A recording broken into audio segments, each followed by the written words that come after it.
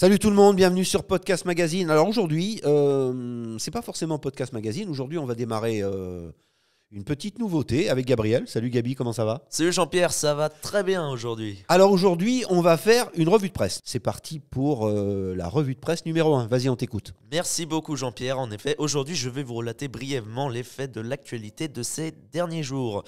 Pologne, il y a plusieurs jours, un missile frappait la Pologne, causant 2 morts dans son explosion. Une enquête est actuellement en cours et selon les experts sur place, il s'agirait d'un missile d'interception sol-air S-300 de fabrication soviétique.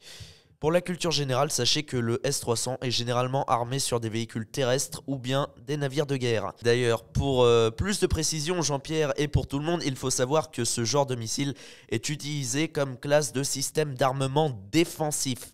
Il n'est donc en aucun cas utilisé pour les agressions puisqu'il sert à défendre un espace territorial aérien. Dans le cas présent, il est surtout utilisé par l'Ukraine pour faire face aux missiles de croisière russes. Alors à qui la faute ?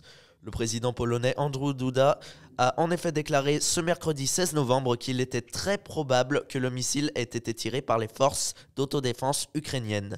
Il a ajouté par la suite que rien n'indique qu'il s'agissait d'une attaque intentionnelle contre la Pologne et que c'était probablement un accident. Cependant, le gouvernement ukrainien affirme que le missile aurait été tiré par la Russie qui dément évidemment l'accusation. Une accusation qui ne fut pas soutenue lors de la réunion d'urgence du G20. Quant à l'origine du missile, la France a d'ailleurs souligné que plusieurs autres pays de l'Europe disposaient de ce même type d'armement défensif et qu'il n'était donc pas évident d'en déterminer la provenance. Donc, tout reste encore à prouver. Voilà donc qui marque la fin de notre première revue de presse. N'hésitez pas à nous dire si ce type de format vous plaît et à bientôt sur Instant Télévision. Gabriel, merci. On se retrouve la semaine prochaine. À bientôt. Bye bye.